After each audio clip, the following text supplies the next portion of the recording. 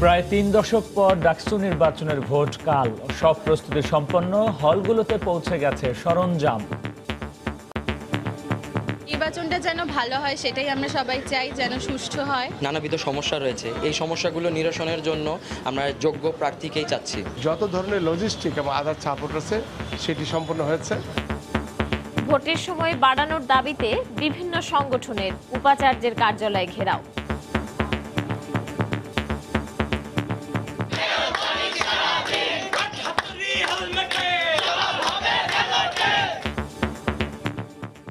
দেখছিলেন প্রধান শিরোনাম। সন্ধ্যার সময়ের সঙ্গে আছি আমি গোলাম রাব্বি এবং আমি পারমিতা হিম। এবার অন্যান্য শীর্ষ সংবাদ। ৭৮ উপজেলায় ঢিমে তালে ভোট গ্রহণের পর চলছে গণনা। ভোটার উপস্থিতি ছিল কম, বিক্ষিপ্ত ঘটনায় ২৮ কেন্দ্রে ভোট গ্রহণ স্থগিত। বেগম জিয়া রাজি না হওয়ায় নেওয়া যায়নি বঙ্গবন্ধু মেডিকেলে, জানালো কারা কর্তৃপক্ষ। কারাগারে রাখা মানবাধিকার লঙ্ঘন, মন্তব্য ফখরুলের। বিভ্রান্ত না করার আহ্বান সরকারের। অস্বাস্থ্যকর পরিবেশে তৈরি হচ্ছে সস, আচার, বিক্রি হয় দেশি বিদেশি ব্র্যান্ডের নামে। হিমাগারে অভিযানে মিলল পচা মাছ ও মাংস। প্রস্তুতি থাকার পরও বর্ষার আগে রোহিঙ্গাদের ভাষাঞ্চলে স্থানান্তর করা যাচ্ছে না, কিছু এনজিওকে দুষলেন পররাষ্ট্রমন্ত্রী। এবং ইথিওপিয়ায় বিমান বিধ্বস্ত হয়ে ৩৩টি দেশের ১৫৭ আরোহীর সবাই নিহত। রাজধানী আদ্দিস আবাবা থেকে কেনিয়া যাচ্ছিল বিমানটি।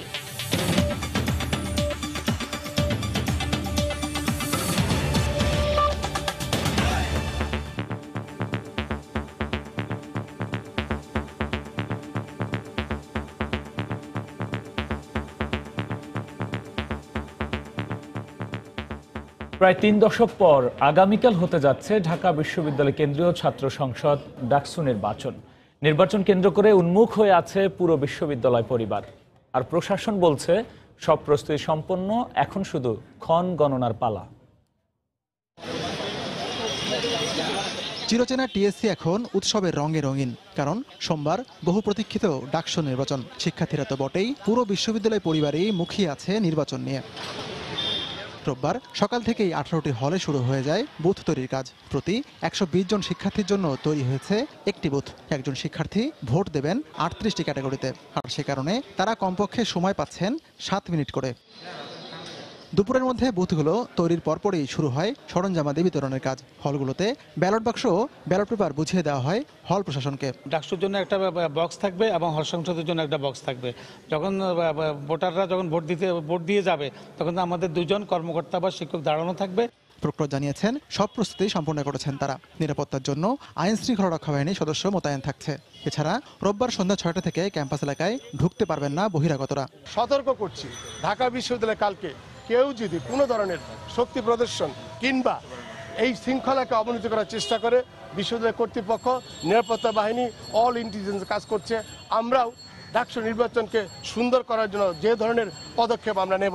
দীর্ঘদিন পর নির্বাচন ঘিরে আশায় বুক বেঁধেছেন শিক্ষার্থীরা। আবাসন সংকট, পানির সংকট বা সুপেয় পানির সংকট, মানসম্মত খাবারের সংকট এবং আশেপাশের বিভিন্ন আরও নানাবিধ সমস্যা রয়েছে, এই সমস্যাগুলো নিরসনের জন্য আমরা যোগ্য প্রার্থীকেই চাচ্ছি। নির্বাচনটা যেন ভালো হয় সেটাই আমরা সবাই চাই, যেন সুষ্ঠু হয়। তারা বলছেন ডাকসুকে দেখে নির্বাচন হোক অন্যান্য বিশ্ববিদ্যালয়ের ছাত্র সংসদেও। প্রত্যেকটা বিশ্ববিদ্যালয়ে যদি ছাত্র সংসদ নির্বাচনটা হয়, তবে আমরা যেটা দেখতে পারবো যে ছাত্রদের দাবি দাওয়াগুলো আরও বেশি হচ্ছে, তখন বিশ্ববিদ্যালয় কর্তৃপক্ষের কাছে পৌঁছবে এবং প্রত্যেকটা বিশ্ববিদ্যালয় আরও বেশি ছাত্রবান্ধব হয়ে উঠবে। প্রত্যেকটা বিশ্ববিদ্যালয়ে কিছু না কিছু সমস্যা থেকে যায়, যেগুলা স্টুডেন্ট ইউনিয়ন থাকলে সেগুলো সলভ করা পসিবল।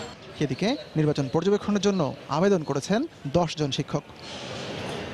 সুদীর্ঘ 28 বছর নির্বাচনের আশ্বাসে ঝুলেছিল ডাকসু।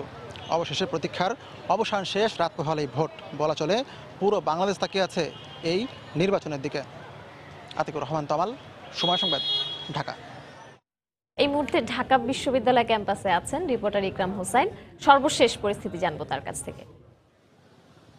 পারমিতা, বহুল কাঙ্ক্ষিত ডাকসু নির্বাচনের আর মাত্র কয়েক ঘন্টা বাকি। ডাকসু এবং হল সংসদ নির্বাচনের পুরো প্রস্তুতি ইতিমধ্যে সম্পন্ন করেছে বিশ্ববিদ্যালয় প্রশাসন। আমরা হলগুলো ঘুরে দেখেছি। আজকে বিকাল 3টা থেকে 4টার মধ্যে প্রত্যেক হলে ব্যালট পেপার এবং ব্যালট বক্স পৌঁছে দেওয়া হয়েছে এবং সেখানে যে প্রস্তুতি এবং বুথগুলো তৈরির যে কাজ সেগুলি কিন্তু সম্পন্ন হয়েছে। অর্থাৎ বলা যায় বিশ্ববিদ্যালয় প্রশাসন একেবারেই প্রস্তুত ডাকসু নির্বাচন অনুষ্ঠানের জন্য। 28 বছর পরে এই নির্বাচন অনুষ্ঠিত হচ্ছে। চারদিকে উৎসবের একটা আমেজ কাজ করছে সবার মধ্যে। সবাই প্রতীক্ষা করছে কখন তারা তাদের ভোটাধিকার প্রয়োগ করবেন। ঢাকা বিশ্ববিদ্যালয়ের সকল শিক্ষার্থীদের মধ্যেই আমরা এক ধরনের আগ্রহ দেখতে পাচ্ছি। ক্যাম্পাসে কিছুক্ষণ আগে মাইকিং করে ঘোষণা দেওয়া হয়েছে যারা বহিরাগত আছে তারা যাতে ক্যাম্পাস ছেড়ে চলে যায়। আপনি জানেন যে ঢাকা মেট্রোপলিটন পুলিশের পক্ষ থেকে 24 ঘন্টা নির্বাচনের, অর্থাৎ আজকে সন্ধ্যা 6টায় সেটি শুরু হয়েছে। 24 ঘন্টায় যাতে বহিরাগত কেউ না থাকে এবং বিশ্ববিদ্যালয় ক্যাম্পাসে পরিচয় প্রদান করে বিশ্ববিদ্যালয় শিক্ষার্থীদের কিন্তু প্রবেশ করতে হবে। এছাড়া বাহিরের কেউ কিন্তু প্রবেশ করতে পারবে না। এইভাবে যান চলাচলও কিন্তু নিয়ন্ত্রণ থাকবে। বিশ্ববিদ্যালয়ের স্টিকারযুক্ত গাড়ি ছাড়া অন্য কোনো গাড়ি কিন্তু এই বিশ্ববিদ্যালয়ে এখন প্রবেশ করতে পারবে না। সব মিলিয়ে যে প্রস্তুতি ডাকসু নির্বাচনের, সেই প্রস্তুতি কিন্তু সব পক্ষ থেকে আমরা দেখছি যে মোড়ে মোড়ে পুলিশের সদস্যদের উপস্থিতি বাড়ানো হয়েছে। হয়তো রাত বাড়ার সঙ্গে সঙ্গে সেটি আরও বেশি দেখা যাবে। ছাত্র সংগঠনগুলোও তাদের নির্বাচনের জন্য প্রস্তুত। ছাত্র সংগঠনগুলোও বলছে যে তারা তাদের আহ্বান করছে ভোটের জন্য। যদিও নির্বাচনী প্রচারণা গতকাল রাত 12টায় বন্ধ হয়ে গেছে, তারপরও যে সামাজিক যোগাযোগ মাধ্যমে যে প্রচারণা সেটি কিন্তু অব্যাহত আছে। বিশ্ববিদ্যালয় প্রশাসনের সঙ্গে আমাদের কথা হয়েছে। তারা বলছেন যে 28 বছর পর যেহেতু ডাকসু নির্বাচন অনুষ্ঠিত হচ্ছে, তাতে যাতে কোনো অভিযোগ না থাকে এবং সুষ্ঠু নির্বাচন অনুষ্ঠিত হয়, এই নির্বাচন নিয়ে যাতে কোনো প্রশ্ন না ওঠে সেই ব্যাপারটি তারা লক্ষ্য করবেন। আমরা হাজী মোহাম্মদ মহসিন হলে গিয়েছিলাম, সেখানে প্রাধ্যক্ষ অধ্যাপক নিজামুল হক ভূঁইয়ার সঙ্গে কথা বলেছিলাম। তিনি আমাদেরকে দেখিয়েছেন কিভাবে আসলে কি প্রক্রিয়ায় ভোট প্রদান করতে হবে। তিনি যেটা বলেছেন যে ব্যালট পেপার যেটি থাকবে সেখানে একটি থাকবে ডাকসুর জন্য এবং একটি থাকবে হল সংসদের জন্য। ডাকসুতে 25টি ভোট দিতে হবে এবং হল সংসদের জন্য 13টি ভোট দিতে হবে এবং সেটি ভোট প্রয়োগ করে সেটি কিন্তু ভাঁজ না করেই কিন্তু দিতে হবে, ব্যালট পেপারের মধ্যে রাখতে হবে। পরবর্তীতে সেটা মেশিনের মাধ্যমে সেটি ফলাফল প্রকাশ করা হবে। সেটি আগামীকাল বিকাল 6টা বা 7টা নাগাদ সেই ফলাফলটি পাওয়া যেতে পারে, এমন একটি আভাসও কিন্তু তিনি আমাদেরকে দিয়েছেন। তো পারমিতা, এই ছিল আমার কাছে সবশেষ। ডাকসু নির্বাচন নিয়ে ঢাকা বিশ্ববিদ্যালয় ক্যাম্পাস থেকে আমাদের সাথে যোগ দিয়েছিলেন রিপোর্টার ইকরাম হোসাইন। এদিকে স্বচ্ছ ব্যালট বাক্স ভোটের সময় বাড়ানো সহ বিভিন্ন দাবিতে উপাচার্যের কার্যালয়ের সামনে বিক্ষোভ করেছে বাম ছাত্রজোট, ছাত্রদল, সাধারণ ছাত্র অধিকার সংরক্ষণ পরিষদ ও স্বতন্ত্র প্রার্থীরা। বিকেলে বিশ্ববিদ্যালয় উপাচার্যের কাছে লিখিত দাবি উত্থাপন করেন ছাত্রলীগ ছাড়া অন্য সব প্রার্থী। পরে সাংবাদিকদের তারা বলেন, নির্বাচনে কারচুপির ষড়যন্ত্র করছে বিশ্ববিদ্যালয় প্রশাসন। সুষ্ঠু ভোট না হলে কঠোর আন্দোলনের হুঁশিয়ারি দেন তারা। এ নিয়ে কথা বলতে রাজি হননি উপাচার্য।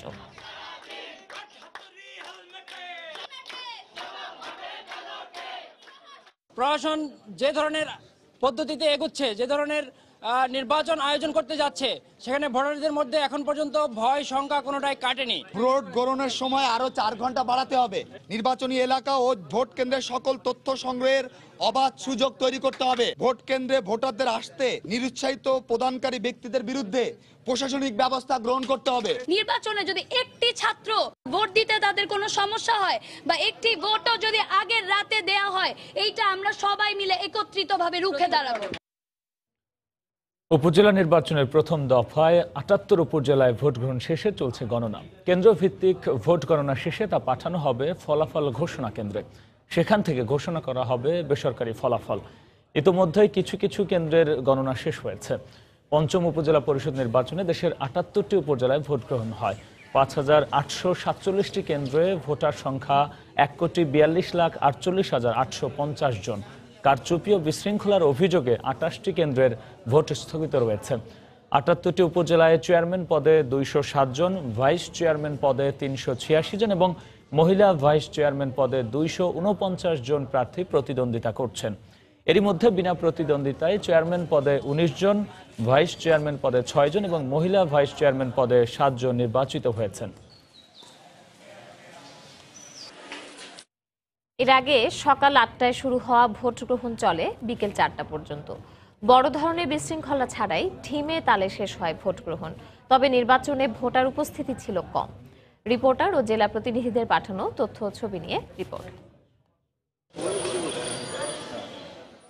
রোববার সকাল ৮টায় দেশের ৭৮টি উপজেলায় ৫,৮৪৭টি কেন্দ্রে একযোগে শুরু হয় পঞ্চম উপজেলা পরিষদ নির্বাচনের প্রথম ধাপের ভোট গ্রহণ। চলে বিকেল ৪টা পর্যন্ত। কুড়িগ্রামে বেলা বাড়ার পরেও সদর উপজেলার বেশ কয়েকটি কেন্দ্র ঘুরে ভোটারদের তেমন উপস্থিতি লক্ষ্য করা যায়নি। জেলার ৮টি উপজেলায় ৬৬১টি কেন্দ্রে অনুষ্ঠিত হয় ভোট গ্রহণ। সিরাজগঞ্জে শেষ মুহূর্তে উল্লাপাড়া উপজেলার নির্বাচন স্থগিত হলেও ৭টি উপজেলার ৭৪৬টি কেন্দ্রে চলে ভোট গ্রহণ। কারচুপির অভিযোগে স্থগিত করা হয় সদর উপজেলার একটি কেন্দ্রের ভোট। দায়িত্বে অবহেলার অভিযোগে আটক করা হয় প্রিজাইডিং কর্মকর্তা সহ ৩ জনকে।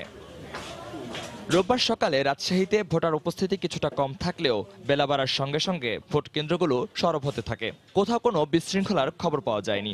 নির্বিঘ্ন ভোট গ্রহণে ৮ উপজেলায় সতর্ক ছিল আইনশৃঙ্খলা বাহিনী। সুনামগঞ্জে পুলিশ, র্যাব, বিজিবির নিরাপত্তা বলের মধ্যে চলে শান্তিপূর্ণ ভোট গ্রহণ। জেলার ৯টি উপজেলায় চেয়ারম্যান ও ভাইস চেয়ারম্যান পদে লড়েন ১৩০ জন প্রার্থী। সকালে কম থাকলেও হবিগঞ্জে দুপুরের পর ভোটারদের উপস্থিতি ছিল চোখে পড়ার মতো। অপ্রীতিকর পরিস্থিতি মোকাবিলায় আইনশৃঙ্খলা রক্ষা বাহিনীর পাশাপাশি নিয়োজিত ছিলেন ৮ জন নির্বাহী ম্যাজিস্ট্রেট। এছাড়া নীলফামারী, নাটোর, জামালপুর, জয়পুরহাট, পঞ্চগড় ও নেত্রকোনা জেলার ৩৪টি উপজেলায় শান্তিপূর্ণভাবে শেষ হয়েছে ভোট গ্রহণ। মহিউদ্দিন মধু, সময় সংবাদ। প্রথম ধাপের উপজেলা নির্বাচনে ভোটার উপস্থিতি নিয়ে সন্তোষ প্রকাশ করেছে নির্বাচন কমিশন। বিকেলে ইসি সচিবালয়ে ভোট গ্রহণ পরবর্তী সংবাদ সম্মেলনে কমিশন সচিব হেলাল উদ্দিন আহমদ বলেন, অনিয়মের কারণে ২৮ কেন্দ্রের ভোট স্থগিত করা হয়েছে। ৭৮টি উপজেলার মধ্যে ৫,৮৪৭টি কেন্দ্রে এই নির্বাচন অনুষ্ঠিত হয়েছে। তন্মধ্যে ২৮টি কেন্দ্রে বিভিন্ন অনিয়মের কারণে কেন্দ্রগুলো বাতিল করা হয়েছে। ভোটারদের উপস্থিতির ব্যাপারে আমরা যতটুকু জেনেছি যে মোটামুটি সন্তোষজনক এবং শতকরা হারগুলো কিন্তু আমাদের কাছে এখনো সেভাবে তথ্যটা আসেনি।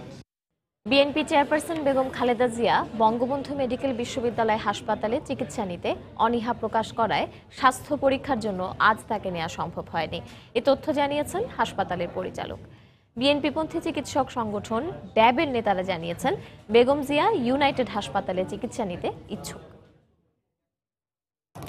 চিকিৎসার জন্য বিএনপি চেয়ারপারসন বেগম খালেদা জিয়াকে আনার জন্য রোববার সকাল থেকে নিরাপত্তা জোরদার করা হয় নাজিমউদ্দিন রোডের পুরাতন কারাগার এলাকায়। প্রস্তুতি নেয় কারা কর্তৃপক্ষ। একই রকম নিরাপত্তা ব্যবস্থা ছিল বঙ্গবন্ধু শেখ মুজিব মেডিকেল বিশ্ববিদ্যালয় হাসপাতাল ঘিরে। কেবিন ব্লকের ৬২২ নম্বর কক্ষটি প্রস্তুত করা হয় বেগম জিয়ার জন্য।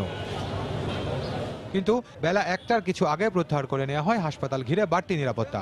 গণমাধ্যমের সঙ্গে কথা বলেন হাসপাতালের পরিচালক, জানান আসছেন না বেগম জিয়া। বেগম খালেদা জিয়ার এখানে আসার কথা ছিল, তো উনি আজকে আসবেন না। আমরা এখানে ওনাকে যে কোনো সময় আসলে সম্পূর্ণ প্রস্তুত আছি ওনাকে চিকিৎসা সেবা দেওয়ার জন্য। তারা বলছেন যে উনি অসুস্থ, আপনাদের বঙ্গবন্ধুতে উনি ভর্তি হবেন, সেই অনুযায়ী আমরা প্রস্তুত ছিলাম। কিন্তু এখন আমাদের কাছে কারা কর্তৃপক্ষ জানিয়েছে যে উনি আজকে আসবেন। বিএনপিপন্থী চিকিৎসক সংগঠন ড্যাবের আহ্বায়ক জানান, বেগম জিয়া খুবই অসুস্থ। তিনি বেসরকারি হাসপাতাল ইউনাইটেডে চিকিৎসা নিতে চান। ওনার যে ইচ্ছা এবং বেশ কিছুদিন আগে যে বিশেষজ্ঞ টিম গেছিল ডক্টর প্রফেসর AFM সিদ্দিকীর নেতৃত্বে, ওনারাও কিন্তু স্পষ্টভাবে বলছিল যে ওনাকে ইউনাইটেড হাসপাতালে ভর্তি করতে, কারণ ইউনাইটেড হাসপাতালে উনি সবসময় চিকিৎসা নিয়ে থাকেন। উনি বিশেষায়িত একটা হসপিটালে গেলে তার ব্যক্তিগত চিকিৎসকের সাথে বাংলাদেশের সেরা চিকিৎসকদের সমন্বয়ে একটি মেডিকেল বোর্ড, সুন্দর একটি মেডিকেল বোর্ড করে তার মাধ্যমে উনি চিকিৎসা নিতে চাচ্ছেন বলে আমি মনে করছি। গেল সপ্তাহে বেগম জিয়ার সুচিকিৎসার দাবি করে স্বরাষ্ট্রমন্ত্রীর সঙ্গে দেখা করেন বিএনপির মহাসচিব মির্জা ফখরুল ইসলাম আলমগীর সহ দলটির ৬ জন নেতা। কারাগারে যাওয়ার পর এর আগেও বিভিন্ন সময় বেগম জিয়াকে বঙ্গবন্ধু শেখ মুজিব মেডিকেলে চিকিৎসা সেবা দেওয়া হয়। খান মোহাম্মদ রুমেল, সময় সংবাদ, ঢাকা। এদিকে বিএনপি মহাসচিব মির্জা ফখরুল ইসলাম আলমগীর জানিয়েছেন, বেগম খালেদা জিয়া অসুস্থ, তিনি সোজা হয়ে বসতে পারছেন না। ঢাকা রিপোর্টার্স ইউনিটিতে সকালে এক অনুষ্ঠানে এমন মন্তব্য করেন। মির্জা ফখরুল বলেন, অসুস্থ বেগম জিয়াকে কারাগারে রাখা মানবাধিকার লঙ্ঘন। দেশনেত্রী বেগম খালেদা জিয়া কারাগারে অত্যন্ত অসুস্থ। তিনি এত অসুস্থ যে তিনি এখন সোজা হয়ে বসতে পারেন না। তাকে আলাদা সাহায্যকারী দরকার হয়, যারা তাকে বিছানা থেকে তুলতে হয়। একটা সলিটারি নির্জন একটা কারাগারে তাকে রাখা হয়েছে, যেটা মানব অধিকারের সুস্পষ্ট লঙ্ঘন। বেগম খালেদা জিয়ার চিকিৎসা নিয়ে জনগণকে বিভ্রান্ত না করতে বিএনপি নেতাদের প্রতি আহ্বান জানিয়েছেন তথ্যমন্ত্রী ডক্টর হাসান মাহমুদ। জাতীয় প্রেস ক্লাবে সকালে বঙ্গবন্ধু সাংস্কৃতিক জোটের এক আলোচনা সভায় বক্তব্য রাখেন তিনি। বেগম খালেদা জিয়ার চিকিৎসার বিষয়ে সরকার আন্তরিক বলেও মন্তব্য করেন তিনি। বহু আগে থেকে তার হাঁটুর ব্যথা, এই হাঁটুর ব্যথা নিয়েই তিনি 2 বার প্রধানমন্ত্রীর দায়িত্ব পালন করেছেন, তিনি 2 বার বিরোধী দলীয় নেত্রীর দায়িত্ব পালন করেছেন এবং তিনি বিএনপির মতো একটি দলের চেয়ারপারসনের দায়িত্ব পালন করেছেন। এটি কোনো নতুন অসুখ নয়। এরপরও বেগম খালেদা জিয়ার পরিপূর্ণ সুস্থতার জন্য সরকার অত্যন্ত আন্তরিক। জাতীয় পর্যায়ে গৌরবোজ্জ্বল ও কৃতিত্বপূর্ণ অবদানের স্বীকৃতি হিসেবে কথা সাহিত্যিক হাসান আজিজুল হক, চিত্রশিল্পী মর্তুজা বশির, মুক্তিযুদ্ধ বিষয়ক মন্ত্রী আকমা মোজাম্মেল হক সহ 13 বিশিষ্ট ব্যক্তি ও প্রতিষ্ঠান 2019 সালের স্বাধীনতা পুরস্কার পাচ্ছে। দুপুরে মন্ত্রিপরিষদ বিভাগের সংবাদ বিজ্ঞপ্তিতে স্বাধীনতা পুরস্কারের জন্য মনোনীতদের তালিকা প্রকাশ করা হয়। স্বাধীনতা ও মুক্তিযুদ্ধে অবদানের জন্য শহীদ বুদ্ধিজীবী মোফাজ্জল হায়দার চৌধুরী মরণোত্তর, শহীদ এটিএম জাফর আলম মরণোত্তর, আব্দুল খালেক মরণোত্তর, অধ্যাপক মোহাম্মদ খালেক মরণোত্তর, ইঞ্জিনিয়ার মোশাররফ হোসেন, ডাক্তার কাজী মিসবাহুন নাহার, চিকিৎসায় ব্রিগেডিয়ার জেনারেল ডাক্তার নুরুন্নাহার ফাতেমা বেগম, সমাজসেবায় ডক্টর কাজী খলিকুজ্জামান আহমদ, গবেষণা ও প্রশিক্ষণে অধ্যাপক ডক্টর হাসিনা খান, বিজ্ঞান ও প্রযুক্তিতে বাংলাদেশ পরমাণু কৃষি গবেষণা ইনস্টিটিউট এ পুরস্কার পাচ্ছে। আগামী 25 মার্চ প্রধানমন্ত্রী এ পদক তুলে দেবেন।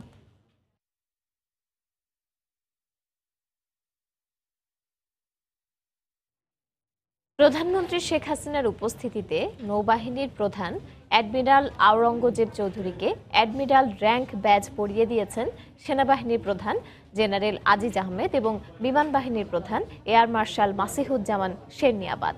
সকালে প্রধানমন্ত্রীর কার্যালয়ে তাকে এই ব্যাজ পরানো হয়।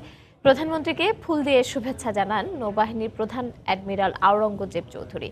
প্রধানমন্ত্রী শেখ হাসিনা তার সাফল্য কামনা করে দেশপ্রেমে উদ্বুদ্ধ হয়ে নৌবাহিনীকে আরও এগিয়ে নিয়ে যেতে কাজ করার নির্দেশ দেন। অনুষ্ঠানে প্রধানমন্ত্রীর নিরাপত্তা উপদেষ্টা মেজর জেনারেল অবসরপ্রাপ্ত তারিক আহমেদ সিদ্দিক সহ প্রধানমন্ত্রীর কার্যালয়ের ঊর্ধ্বতন কর্মকর্তারা উপস্থিত ছিলেন। সব প্রস্তুতির পরেও এনজিওগুলোর অসহযোগিতার বর্ষার আগে রোহিঙ্গাদের ভাষাঞ্চলে স্থানান্তর করা যাচ্ছে না। সকালে রাজধানীতে এক অনুষ্ঠানে কথা জানান পররাষ্ট্রমন্ত্রী AK আব্দুল মোমেন। রোহিঙ্গাদের নিজ দেশে নিরাপদ প্রত্যাবাসনের ব্যাপারে দৃঢ় প্রত্যয় ব্যক্ত করেন তিনি। মিয়ানমার সেনাবাহিনীর বিচারের বিষয়ে আন্তর্জাতিক অপরাধ আদালত ICC-কে সহায়তা দেওয়ার কথাও জানান পররাষ্ট্রমন্ত্রী। মিয়ানমার সেনাবাহিনীর নির্যাতনের মুখে বাংলাদেশে পালিয়ে আসা 10 লাখেরও বেশি রোহিঙ্গা বর্তমানে বসবাস করছে কক্সবাজারের 30টি ক্যাম্পে। এতে স্বাস্থ্য ও পরিবেশগত ঝুঁকি সহ সৃষ্টি হচ্ছে নানা সমস্যার। এই অবস্থায় রোহিঙ্গাদের জন্য নোয়াখালীর ভাষাঞ্চলে প্রায় 10,000 একর জায়গায় আবাসনের কাজ করছে সরকার। প্রায় 1 লাখ রোহিঙ্গার বসবাসের জন্য নির্মাণ করা হয়েছে 1440টি টিন শেড পাকা ঘর। চরকে ঝড় ও জলোচ্ছ্বাস থেকে নিরাপদে রাখতে নির্মাণ করা হয়েছে 14 কিলোমিটার বেড়ি বাঁধ ও 4 তলা বিশিষ্ট 120টি ঘূর্ণিঝড় আশ্রয় কেন্দ্র। তবে সব প্রস্তুতির পরও এনজিওগুলোর অসহযোগিতার কারণে রোহিঙ্গাদের স্থানান্তরের বিষয়টি এখনো অনিশ্চিত বলে জানান পররাষ্ট্রমন্ত্রী। আমরা চেষ্টা করছি তাড়াতাড়ি ভাষাঞ্চলের কাজটা শেষ করতে, এবং শেষ করলে পরে আমাদের বিশ্বাস এই বৃষ্টির আগে যদি 1 লক্ষ যায় তাহলে তারা যারা যাবে এরা শান্তিতে থাকবে। বহু এনজিও বলছে যে ওখানে তোমরা যেও স্থায়ীভাবে না, তাদের সেইখানে আমরা টেম্পোরারি যতদিন এখানে আছে তারা কিছু কাজকর্ম করুক। রোহিঙ্গাদের বিরুদ্ধে মিয়ানমার সেনাবাহিনীর গণহত্যার বিষয়টি তদন্ত করতে বর্তমানে বাংলাদেশে অবস্থান করছে ICC-র প্রতিনিধি দল। মন্ত্রী বলছেন, বিচার নিশ্চিতে ICC-কে সহযোগিতা করবে বাংলাদেশ। OIC আপনার একটা রেজলিউশন অ্যাডপ্ট করে মায়ানমারের পারসিকিউশন হয়েছে এর উপরে একটা আপনার ICC ইনভেস্টিগেশন হবে। তারা ফ্যাক্ট ফাইন্ডিং করবেন আসলে কি হয়েছে, তখন কোর্ট একটা জাজমেন্ট দিবে, দিলে পরে একটা প্রেশার ক্রিয়েট হবে। সরকার বলছে ভাষাঞ্চলে স্থানান্তরিত রোহিঙ্গাদের মাছ ধরা সহ বিভিন্ন অর্থনৈতিক কর্মকাণ্ডে সম্পৃক্ত করতে পারলে কমবে নিরাপত্তা ঝুঁকি। শুভ খান, সময় সংবাদ, ঢাকা। অস্বাস্থ্যকর পরিবেশে তৈরি হচ্ছে বিভিন্ন ধরনের সস, আচার। দেশি বিদেশি ব্র্যান্ডের নামে তা বিক্রি করা হয় বাজারে। রাজধানীর পুরান ঢাকায় নিরাপদ খাদ্য কর্তৃপক্ষের অভিযানে এমন অনিয়ম ধরা পড়েছে। এদিকে মেয়াদ উত্তীর্ণ মাছ, মাংস হিমাগারে সংরক্ষণ করায় রাজধানীর কদমতলীতে দুটি প্রতিষ্ঠানকে 50 লাখ টাকা জরিমানা করেছে র্যাবের ভ্রাম্যমাণ আদালত। নোংরা ঘিঞ্জি এই পরিবেশেই পুরান ঢাকার চাঙ্গারপুলে তৈরি হচ্ছে মুখরোচক নানা ধরনের আচার। আম, জলপাই ড্রামে ভরে সংরক্ষণ করা হচ্ছে, যার ভিতরে রয়েছে ব্যাঙ, তেলাপোকা, টিকটিকি। আর সসের জন্য টমেটো ভর্তি ড্রামগুলো পোকায় ভরা, বের হচ্ছে দুর্গন্ধ, রয়েছে মধুও। পাশের একটি ভবনে এইসব পণ্যের বোতলের গায়ে দেশি বিদেশি কোম্পানির স্টিকার লাগানো হচ্ছে। জেলি, আচার, আপনার টেস্টি সস, আপনার ওয়াস্টারি সস, মানে কিকুমিন, অনেক ধরনের আইটেম আছে। আইটেম তো ওরা আমাদের যা বলে আমরা তা তৈরি করে দিই। অনুমোদনহীন খাবার তৈরি ও প্রতারণার দায়ে এই প্রতিষ্ঠানের মালিককে 6 লাখ টাকা জরিমানা করেন ভ্রাম্যমাণ আদালত। ক্ষতিকর প্রক্রিয়া তার খাদ্য দ্রব্য উৎপাদন করছেন এবং জনগণের সাথে প্রতারণা করছেন, এই দুইটি বিষয় আমরা আমল নিয়ে 2 ধারায় আমরা 6 লাখ টাকা জরিমানা করেছি এবং অনাদায় কারাদণ্ডের বিধান রয়েছে এখানে। এছাড়াও দুপুর 12টার দিকে রাজধানীর কদমতলী এলাকায় এসবি গ্রুপের কোল্ড স্টোরেজে অভিযান করে র্যাবের ভ্রাম্যমাণ আদালত। এ সময় আমদানি নিষিদ্ধ মহিষের মাংস ও নষ্ট হয়ে যাওয়া কলিজা এবং বিভিন্ন রকমের মাছ সংরক্ষণের অভিযোগ ওঠে প্রতিষ্ঠানের বিরুদ্ধে। জরিমানা করা হয় 50 লাখ টাকা। 600 মনের মতো মাছ এবং মাংস পাওয়া গিয়েছে, যেগুলো মেয়াদ উত্তীর্ণ হয়ে গেছে। হিমাগারে খাদ্যপণ্য রয়েছে, একই সাথে তারা কিন্তু আপনার পেস্টিসাইড প্যাকেজিং করতেছে, এইটা কোনোভাবেই করতে পারে না। তো এই জন্য এখানে পেস্টিসাইড ইউনিটটা রয়েছে, সেটাকে আমরা বন্ধ করে দিচ্ছি। ভেজাল খাবার ও পণ্য সংরক্ষণের বিরুদ্ধে এ ধরনের অভিযান অব্যাহত থাকবে বলে জানায় র্যাব ও খাদ্য অধিদপ্তর। শফিক মোহাম্মদ, সময় সংবাদ, ঢাকা। বাসার ছাদ ও ব্যালকনিতে ফুলের বাগান করা হলে নাগরিকদের কর অবকাশ সুবিধা দেয়া হবে বলে জানিয়েছেন ঢাকা উত্তর সিটি কর্পোরেশনের নতুন মেয়র আতিকুল ইসলাম। বিকেলে প্রেস ব্রিফিংয়ে একথা বলেন তিনি। ইউলো প্রায়োরিটি কিন্তু আমাদের আছে, আমাদের মশার প্রায়োরিটি আছে, আমাদের জলবদ্ধতার প্রায়োরিটি আছে। যত তাড়াতাড়ি পারি ঢাকা ওয়াসা যারা ডেভেলপমেন্টে কাজ করছে তাদেরকে নিয়ে একটা মিটিং করতে, সিটি কর্পোরেশনকে দুর্নীতি মুক্ত করতে চাই। ডিএনসিসির জায়গা যদি কারো অবৈধ দখলে থাকে সেই জায়গা উদ্ধার করার জন্য যা কিছু লাগে আমি বলেছি সকল কাজ করার জন্য। ছাদে অথবা ব্যালকনিতে আপনারা ফুলের গাছ বা বাগান করবেন, যারা এগুলা করতে পারবে তাদের জন্য কর অবকাশ সুবিধা দেওয়া হবে। এ পর্যায়ে শীর্ষ সংবাদ জানিয়ে দিচ্ছি আরও একবার। প্রায় 3 দশক পর ডাকসু নির্বাচনের ভোট কাল, সব প্রস্তুতি সম্পন্ন। ভোটের সময় বাড়ানোর দাবিতে বিভিন্ন সংগঠনের উপাচার্যের কার্যালয় ঘেরাও। ৭৮টি উপজেলায় ঢিমে তালে ভোট গ্রহণের পর চলছে গণনা। ভোটার উপস্থিতি ছিল কম, বিক্ষিপ্ত ঘটনায় 28 কেন্দ্রে ভোট গ্রহণ স্থগিত। বেগম জিয়া রাজি না হয় নেওয়া যায়নি বঙ্গবন্ধু মেডিকেলে, জানালো কারা কর্তৃপক্ষ। কারাগারে রাখা মানবাধিকার লঙ্ঘন, মন্তব্য ফখরুলের। বিভ্রান্ত না করার আহ্বান সরকারের। অস্বাস্থ্যকর পরিবেশে তৈরি হচ্ছে সস, আচার, বিক্রি হয় দেশি বিদেশি ব্র্যান্ডের নামে। হিমাগারে অভিযানে মিলল পচা মাছ ও মাংস। এবং ইথিওপিয়ায় বিমান বিধ্বস্ত হয়ে 33 দেশের 157 আরোহীর সবাই নিহত। রাজধানী আদ্দিস আবাবা থেকে কেনিয়া যাচ্ছিল বিমানটি। এই ছিল সন্ধ্যার সময়। আপনার মোবাইলে সময় সংবাদ দেখতে ও সব খবর পেতে ডাউনলোড করুন সময় অ্যাপ। সঙ্গে থাকুন সময়।